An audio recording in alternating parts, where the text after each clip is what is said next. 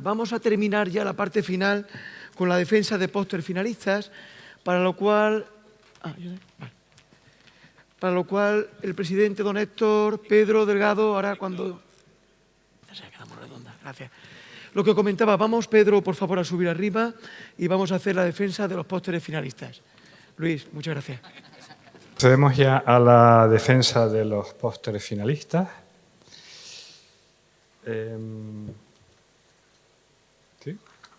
El primer póster lleva por título Diagnóstico diferencial entre el síndrome de Parsonage-Turner y la radiculopatía cervical, serie de casos.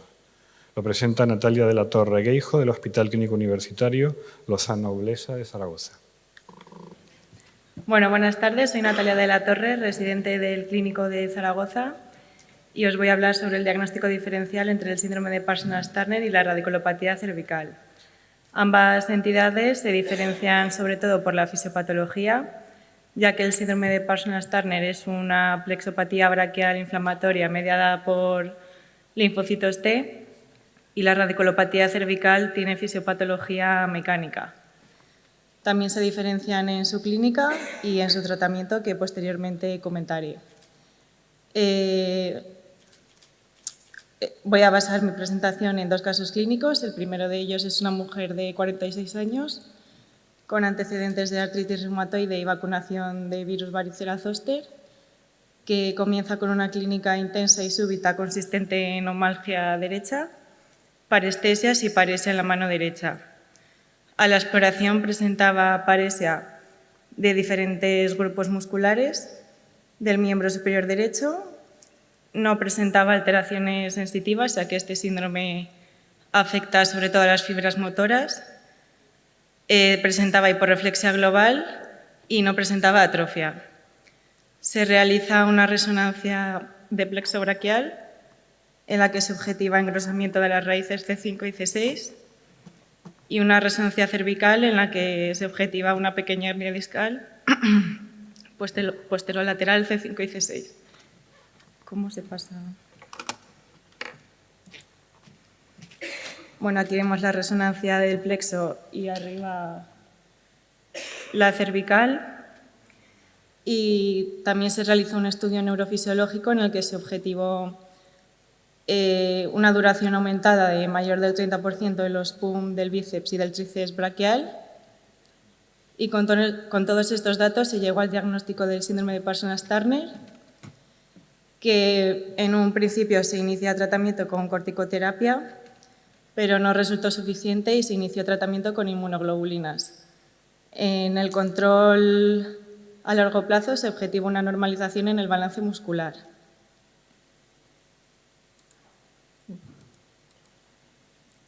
El segundo caso es un varón de 44 años con antecedentes de síndrome ansioso y con un cuadro de 9 meses de evolución consistente en dolor, debilidad y parestesias en el territorio cubital del brazo izquierdo.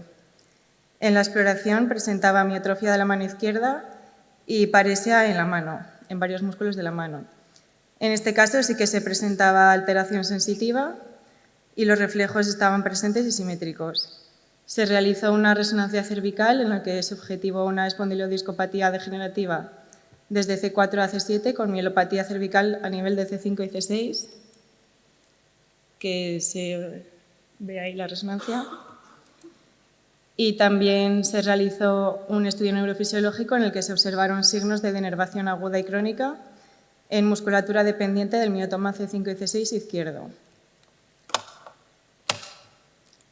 Con estos datos se llegó al diagnóstico de radiculopatía cervical por estenosis de canal cervical y en un principio se intentó tratamiento rehabilitador durante 4 meses, pero no fue suficiente y finalmente se decide intervenir quirúrgicamente mediante ACDF.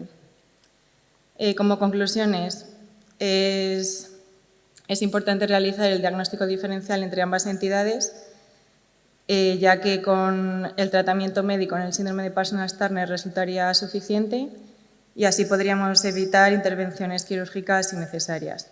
Muchas gracias.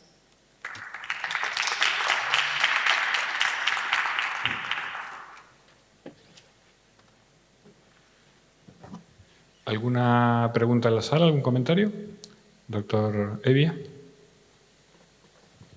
A mí me gustaría preguntar, y si no también la neurofisióloga que está aquí, si el diagnóstico neurofisiológico es suficiente o debemos de esperar las 3 semanas, 4 semanas que solicitan para las radiculopatías, o si es justificado pedir una resonancia plexobraquial en todas las radiculopatías que pueden existir. Bueno, inicialmente la sospecha sería con el contexto del paciente, con la clínica. Normalmente sí que hay que pedir resonancia, pero el diagnóstico definitivo sería con el estudio neurofisiológico. Y hay que esperar 3 o 4 semanas.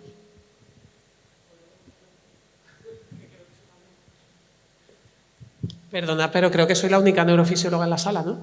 Pues sí, yo creo que el diagnóstico lo damos nosotros claramente. O sea, sí. La radiculopatía es preganglionar en el 99% de los casos y el Parsons Turner es postganglionar porque es una plexopatía. Entonces, creo que con el diagnóstico neurofisiológico la cosa queda bastante clara si se hace bien el estudio, ¿vale? O sea que no, en principio no haría falta nada más. Y después, Claro, la historia clínica es fundamental y luego el estudio neurofisiológico que lo determina definitivamente por eso, por la diferencia entre preganglionar, postganglionar y la extensión anatómica. Las 3 semanas es porque la denervación no aparece hasta las 2-3 semanas. Entonces es verdad que en el Parsons Turner puede denervar tanto una radiculopatía aguda como un Parsons Turner. Ambos denervan, pero es verdad que en el Parsons Turner vemos mucha más denervación y mucho más extendida, en muchos más territorios, que también ayuda. Pero sí, 2-3 semanas. En 2 semanas ya se empieza a ver, porque es muy florida y es evidente.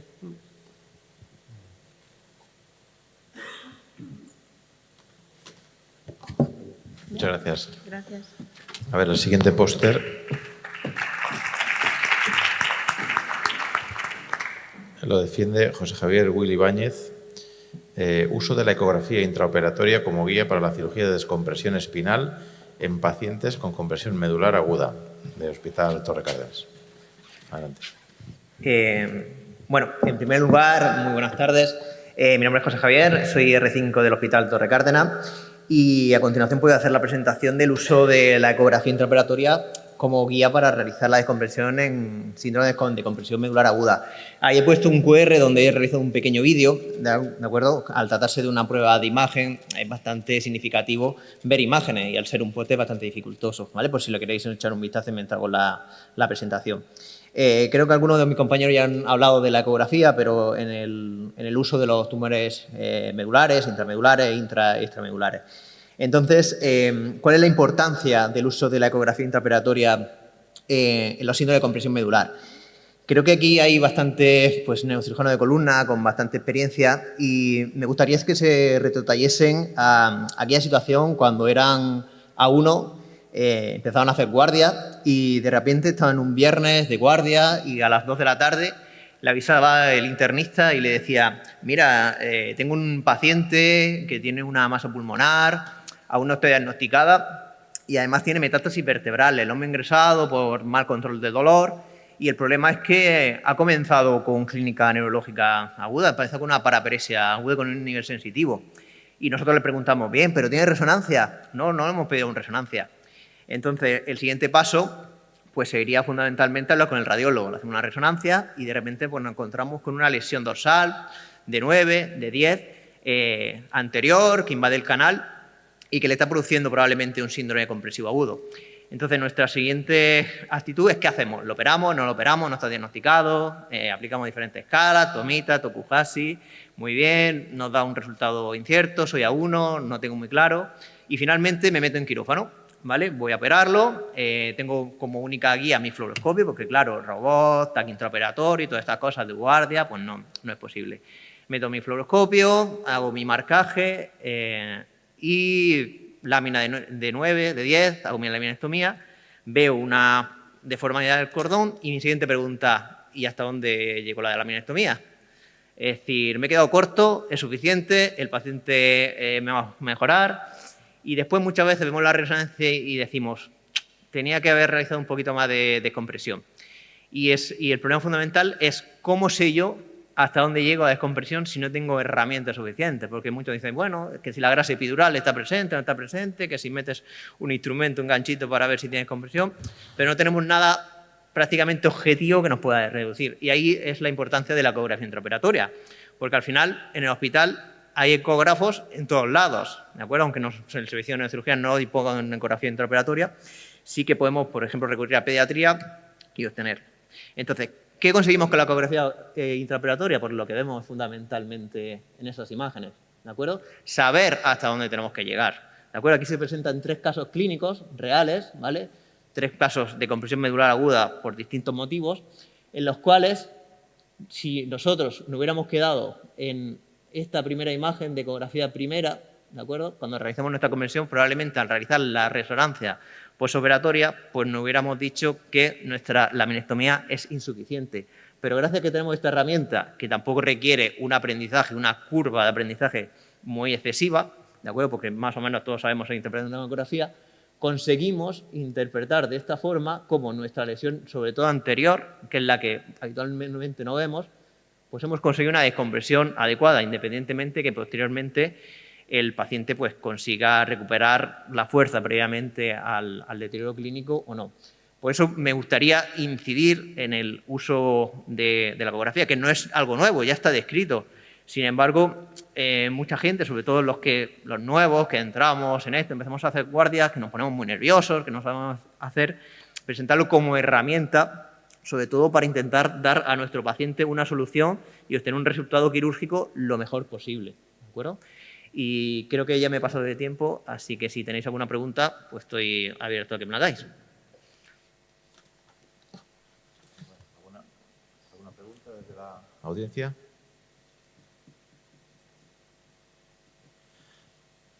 Es interesante esto de la ecografía. En general hay bastante consenso en que el signo radiológico que dice que una descompresión es suficiente es que se vea líquido, libre por delante y por detrás de la médula. Sí. ¿Con la ecografía sois capaces de ver ese líquido? Sí, efectivamente. De hecho, en el QR, en el vídeo, que uno de los casos, bueno, en los 3 casos, bueno, perdón, solo hay un caso muestrado, pero lo que conseguimos ver con la ecografía no es solo la presencia de líquido, sino el grado de pulsatilidad de la médula. Y podemos comprobar cómo una descompresión suficiente produce una pulsatilidad de médula reducida y cuando hacemos una descompresión lo suficientemente amplia, esa médula vuelve a recuperar la pulsatilidad, lo cual es un signo de buen pronóstico para que el paciente posteriormente pueda recuperar, independientemente de la situación que posteriormente tenga el paciente, de su proceso oncológico de base. Bueno. Pues nosotros empezamos... Sí. Has hecho ya una laminectomía y podrás meter una de un stick, me imagino. ¿O usas una de las de lápiz? No, nosotros inicialmente teníamos el ecógrafo, robamos el de ecografía, el de la UCI pediátrica, porque no teníamos ecógrafo. Pero ahora nos han comprado el BK y dispone de 2 sondas, la sonda de trépano y una sonda neonatal, pequeñita. Y es la que lo utilizamos, que habitualmente hacemos una laminectomía. ¿Y la de trépano no la has usado nunca a través de los ligamentos amarillos? A través del ligamento amarillo no hemos utilizado, úsala, aunque hay artículos... Úsala y podrás localizar y probablemente gestionarás mucho mejor tu laminectomía. Probablemente, sí, en el espacio interlaminar. De hecho, hay artículos ahora también de la columna cervical recientemente sobre eso. Muy bien, muchas gracias.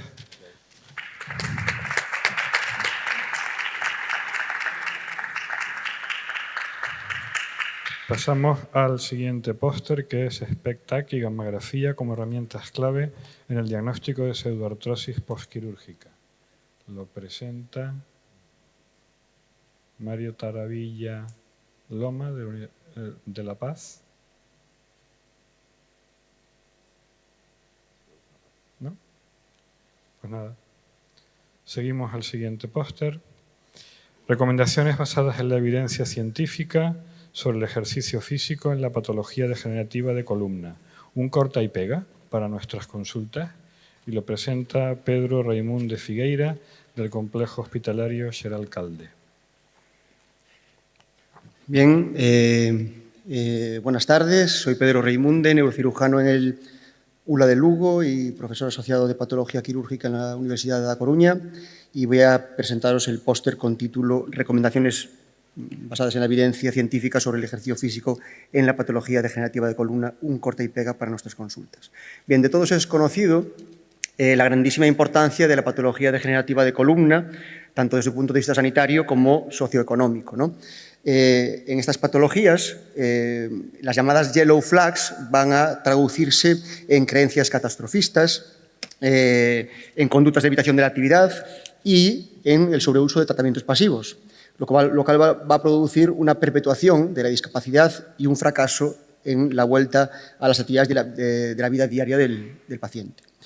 En este sentido, el ejercicio podría ser un arma terapéutica eficaz y eficiente, tanto desde el punto de vista sanitario como socioeconómico. Con esta hipótesis, pues, nos planteamos dos objetivos. Uno, realizar una revisión de la literatura científica en relación con la evidencia de utilidad del ejercicio físico en el tratamiento de las patologías espondilóticas, y un segundo, redactar un documento con recomendaciones basadas en la evidencia científica que puedan ser utilizadas de forma sencilla en nuestras consultas. En este mismo póster hay un código QR a través del cual se puede descargar el documento para utilizar en nuestras consultas.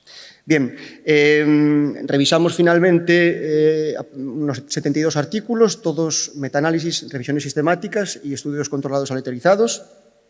Y actualmente existe amplia evidencia en la literatura de que, en general, los tratamientos pasivos tienden a ser ineficaces o presentan inconsistencia o contradicciones en su recomendación, sobre todo cuando se realizan de forma aislada, mientras que existen diferentes tipos de ejercicio físico que han mostrado de forma amplia que mejoran el dolor, la función y la salud mental en pacientes con patología degenerativa de columna.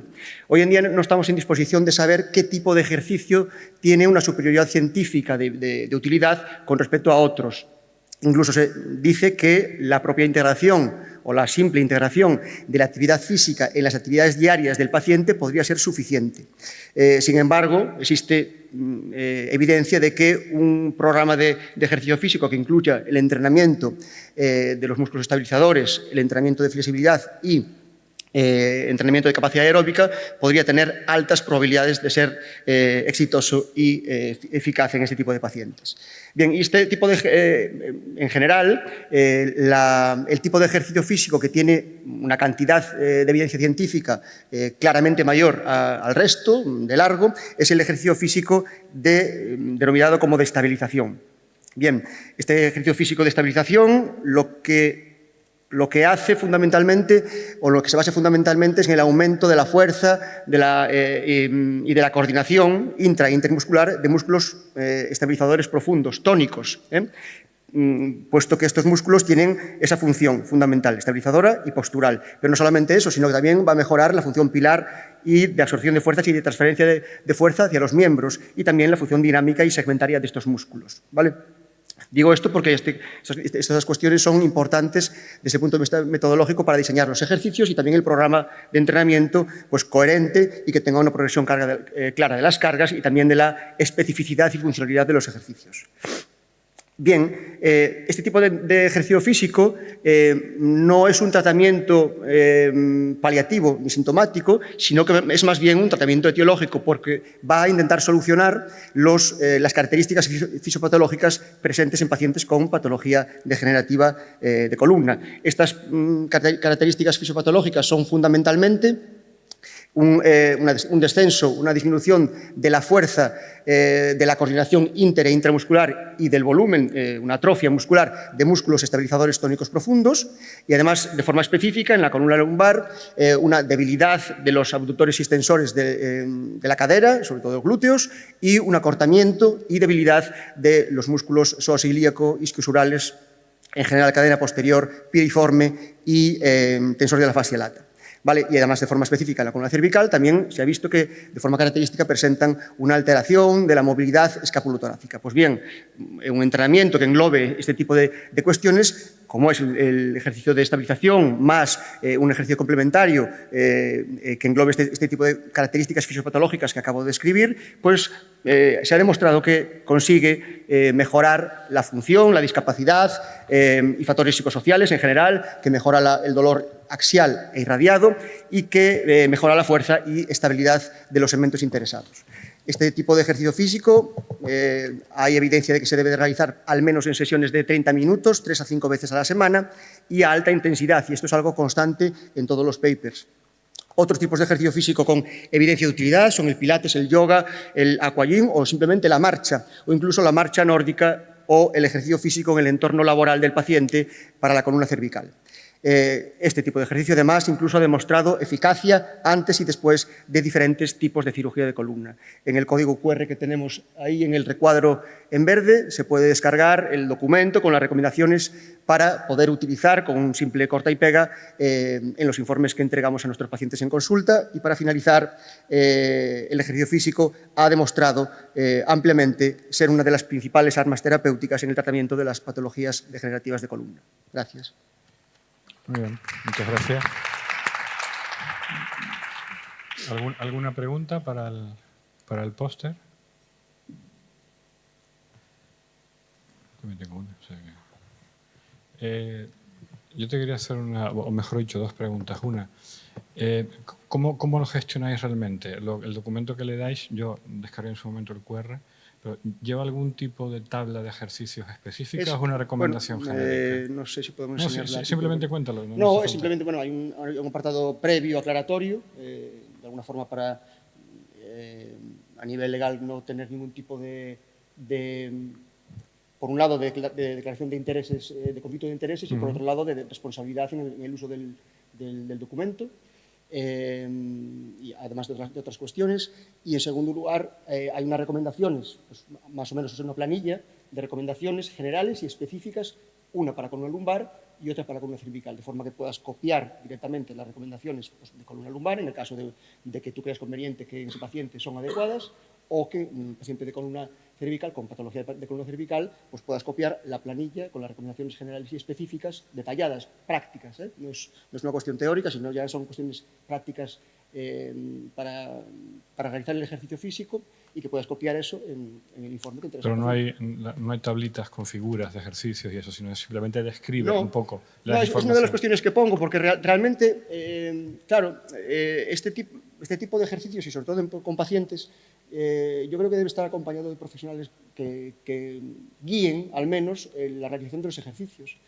Porque esto no se trata simplemente de hacer un par de ejercicios una vez a la semana y no saber si estamos haciéndolo bien o no. No, eso tiene que ser, pues al final, un entrenamiento que tienes que estar controlado.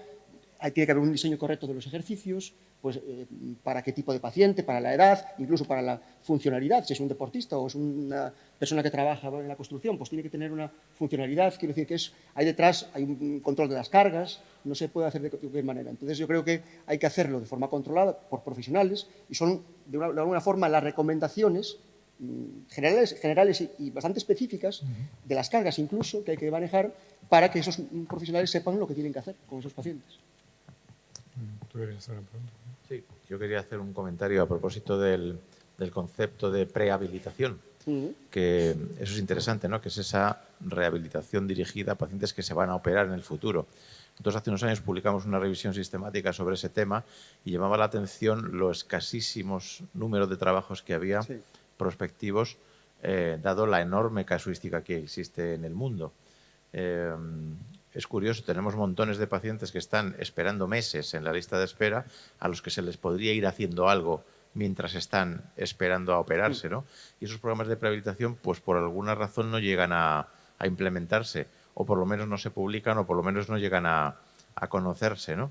Entonces, bueno, este es un tema interesante en el que igual tendríamos que meternos en el futuro, porque, insisto, todo ese tiempo que estamos perdiendo, igual lo podrían estar aprovechando los pacientes, no solo para adelgazar el que pueda hacerlo, sino para hacer mucha otra terapia física que puede que le ayude, ¿no? Sí. Bueno, igual algunas de estas recomendaciones podrían servir también para estos pacientes, ¿no? Por supuesto. Quiero decir que igual el paciente que pones en lista de espera para intervenir, a lo mejor le puedes dar el documento y que él vaya trabajando según un poco estas normas que le das, ¿no? Efectivamente. Esto puede ser una idea, ¿no? Sí. Muy bien. Pues muchas gracias. Gracias.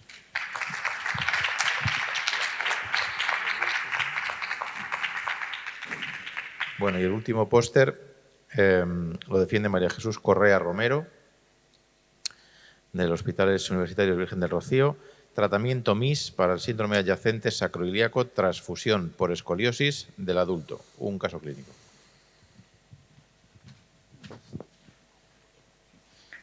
Hola, soy María Jesús Correa Romero, residente del Virgen de Rocío, y voy a presentar este póster del tratamiento MIS para el síndrome adyacente sacroiliaco tras fusión por escoliosis del adulto. El síndrome adyacente sacroiliaco es una enfermedad relativamente poco frecuente, pero relevante en pacientes sometidos a fusión espinal, especialmente fusiones espinales extensas, y se caracteriza por un dolor sacroiliaco bilateral que aparece después de estas cirugías de fusión espinal. Supone un reto tanto diagnóstico como terapéutico para el cirujano sobre estos pacientes. El objetivo de este estudio es evaluar tanto el manejo médico como quirúrgico de un síndrome adyacente sacroiliaco después de una cirugía de fusión espinal toracoiliaca por un paciente sometido a ella debido a una escoliosis idiopática del adulto. Y por ello pues vamos a evaluar tanto el tratamiento médico como la fusión sacroiliaca como opción quirúrgica ante esta enfermedad.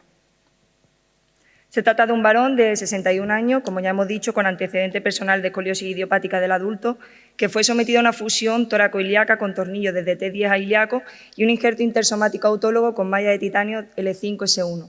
Aquí vemos las imágenes postoperatorias, no tenemos TAC postquirúrgico porque es un caso relativamente reciente y no se ha citado el TAC aún.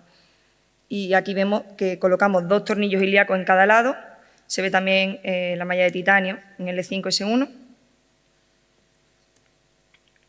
Y tras esto el paciente presenta dolor sacroiliaco bilateral. Al principio pues optimizamos el tratamiento médico y después pues tratamos con infiltración. El paciente tuvo una mejoría de 2 meses y medio y el dolor pues volvió a recidivar. Realizamos 2 radiofrecuencias, pero el paciente pues tuvo una mejoría transitoria y seguía con un dolor persistente, por lo que un poco a la desesperada nos planteamos pues realizar una fusión sacroiliaca izquierda, que era el lado más doloroso. Antes de la cirugía, el paciente tenía 26 puntos en la escala de Hofstede, tenía una alta discapacidad debido al dolor y después de la cirugía pues, refirió una notable mejoría con reducción de 14 puntos en dicha escala, lo que supone un aumento en la calidad de vida y también en la calidad funcional, la capacidad funcional del paciente.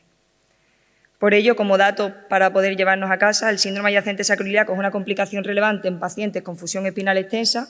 El tratamiento conservador puede ofrecernos pues, un alivio transitorio, pero a veces, en caso de dolor sacroiliaco persistente, pues podríamos plantearnos la fusión sacroiliaca como algo que pudiera pues, aumentarnos tanto la calidad de vida como la capacidad funcional. Como siempre, pues necesitamos estudios controlados y aleatorizados para establecer conclusiones definitivas. Muchas gracias. Muy bien, muchas gracias. ¿Alguna pregunta, algún comentario en la sala? Doctor Evia. A mí me gustaría felicitarte porque el trabajo es muy interesante y es una patología que yo creo que es mucho más frecuente de lo que has planteado. Realmente las sobrecargas adyacentes se piensa poco en la sacroiliaca y sufre mucho con las fusiones, incluso fusiones cortas lumbosacras. El dolor sacroiliaco es bastante frecuente. Yo creo que has hecho muy bien en recordarlo para que pensemos siempre en ello, porque es una patología que hay que estar siempre muy atento y realmente el diagnóstico no es tan difícil. Simplemente con la exploración clínica y la respuesta a las infiltraciones ya es indicación de cirugía y aunque sea una cirugía como es MIS percutánea y relativamente sencilla, pues no supone un riesgo quirúrgico de una persona que ya ha pasado normalmente por unas cirugías serias. Así que enhorabuena. Muchas gracias.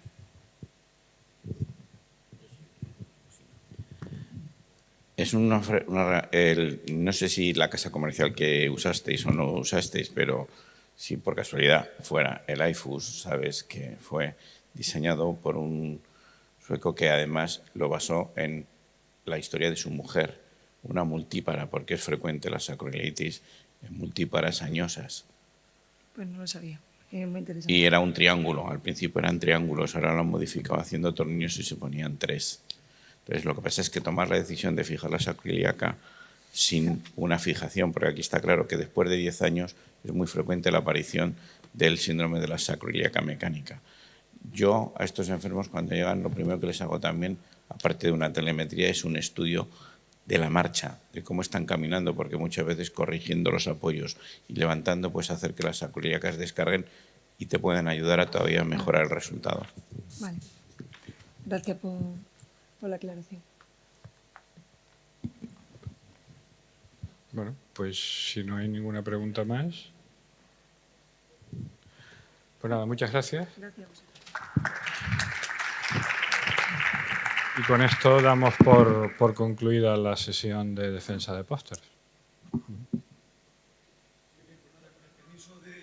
Del presidente, ¿de acuerdo? Pues yo creo que vamos a proceder a la clausura del Congreso, ¿de acuerdo? A la falta de la cena de esta noche, donde se entregarán los premios a Mejor Comunicación Oral, a la segunda Mejor Comunicación Oral y al premio al Mejor Póster. Agradeceros de todo corazón el esfuerzo que habéis hecho, especialidades hermanas con la neurocirugía y a todos vosotros por estar aquí en Almería. Y muchísimas gracias, como siempre, a nuestra directiva por apoyarnos en toda la realización del evento. Muchísimas gracias. Gracias. Muchas gracias, Pedro. Gracias de corazón. Muchísimas gracias. Nos vemos luego en la cena, ¿no? Parece. Venga.